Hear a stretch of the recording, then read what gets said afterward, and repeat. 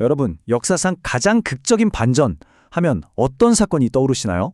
한 사람이 자신이 평생을 바쳐 지켜온 모든 것을 하루아침에 버리고 심지어 자신이 그토록 박해하던 신앙의 가장 중요한 인물이 되어버린 사건.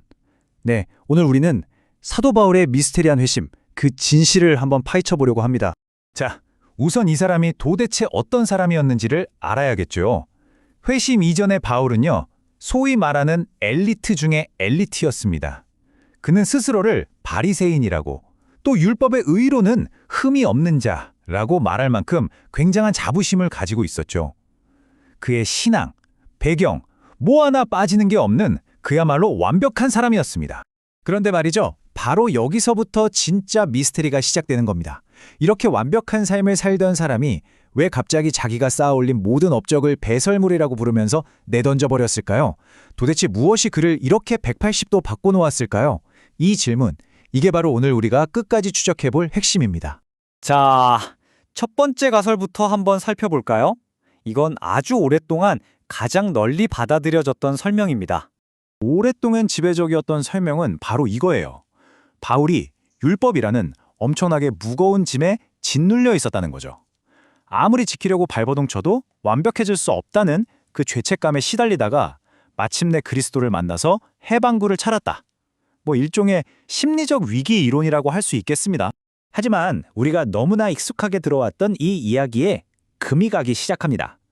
학자들이 바울이 직접 쓴 편지들을 다시 샅샅이 살펴보니까 이상하게도 그 어디에서도 바울이 죄책감에 시달렸다는 증거를 찾기가 어려웠던 거예요. 어쩌면 우리가 알던 고뇌하는 바울의 이미지는 진짜 그의 모습이 아니라 후대 사람들이 더 쉬운 상상일지도 모른다는 아주 도발적인 주장이 나온 거죠. 바로 이 지점에서 이야기의 판도를 완전히 뒤집어버리는 정말 거대한 전환점이 등장하게 됩니다. 새로운 관점에서 본 바울은요, 와, 이건 완전히 다른 사람입니다.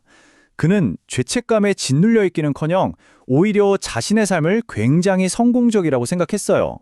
스스로를 흠이 없자고 말할 정도였으니까요. 그의 글에서는 어떤 고뇌가 아니라 오히려 아주 강한 자신감, 자부심 같은 게 느껴진다는 거죠. 이 새로운 관점의 심장부에는 언약적 율법주의라는 개념이 자리 잡고 있어요. 단어가 좀 어렵게 들릴 수 있는데 아주 간단하게 말하면 이런 겁니다. 당시 유대교는 우리가 생각하는 것처럼 구원을 얻기 위해 점수를 차곡차곡 쌓는 그런 종교가 아니었다는 거예요. 오히려 하나님이 먼저 은혜로 관계를 시작하셨고 율법은 그 좋은 관계를 유지하기 위한 감사와 순종의 표현이었다는 거죠. 율법은 구원을 얻기 위한 조건이 아니라 이미 시작된 좋은 관계의 증표, 그런 거였던 셈입니다. 자, 이 흐름을 한번 보세요. 모든 것의 시작이 인간의 노력이 아니에요. 하나님의 선택, 그러니까 은혜에서 시작하죠. 그 다음에 율법을 지키는 건 구원을 얻기 위해서가 아니라 이미 시작된 관계 안에 머무르기 위해서 하는 일종의 반응이었던 겁니다. 그러니 바울이 굳이 죄책감에 시달릴 이유가 사실상 없었던 겁니다. 자, 이제 두 관점의 차이가 확 들어오시죠? 예전에는 바울의 문제를 지극히 개인적인 죄책감의 문제로 봤다면 새로운 관점에서는 이방인을 어떻게 하나님의 백성으로 포함시킬 것인가 하는 훨씬 더 큰 그림으로 보게 된 겁니다. 유대교 자체에 대한 이해도 바울이라는 사람의 내면을 이해하는 방식 자체가 그냥 180도 달라져 버린 거예요. 그렇다면 죄책감이 원인이 아니었다면 도대체 그를 움직인 건 뭐였을까요? 우리의 탐구는 이제 더 깊은 곳으로 들어갑니다. 여기서 아주 흥미로운 두 가지 주장이 나옵니다. 첫 번째는 민족성 이론. 이건 바울의 회심이 유대인이라는 어떤 민족적 특권의식을 버리고 모든 민족을 향하게 된 그런 사건이라는 주장이고요. 두 번째는 유배 이론. 이건 바울이 그리스도를 통해서 이스라엘의 오랜 영적인 유배 상태가 끝났다는 걸 깨달았다는 겁니다. 보세요. 초점이 개인의 심리에서 민족 전체의 운명으로 확 옮겨갔죠.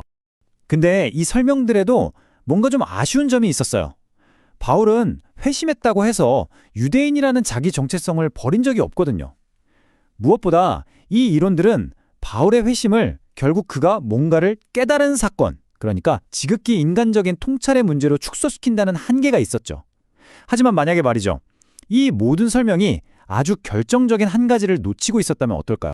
이제 우리는 심리학, 사회학적 분석을 넘어서서 바울 자신이 직접 제시하는 이 미스터리의 진짜 해답으로 들어가 보려고 합니다. 바울 자신은 이 엄청난 사건을 어떻게 설명할까요? 그는 자기가 무언가를 깨달았다 혹은 결심했다 이렇게 말하지 않아요. 오히려 그는 모든 문장의 주어를 하나님으로 돌립니다. 나를 택하시고 나를 부르신 하나님이 그의 아들을 내 속에 나타내시기를 기뻐하셨을 때 바로 그때 이 모든 일이 일어났다는 겁니다. 이건 인간의 결심이 아니라 전적인 하나님의 시작이었다는 고백이죠. 바로 이겁니다. 이게 바로 이 미스터리의 최종 결론이에요. 바울의 회심은 그가 복잡한 미로 속에서 스스로 출구를 찾아낸 게 아니었어요. 이건 하나님이 그의 삶에 직접 개입하신 사건이었습니다. 인간의 탐색이 아니라 신적인 침투였던 거죠.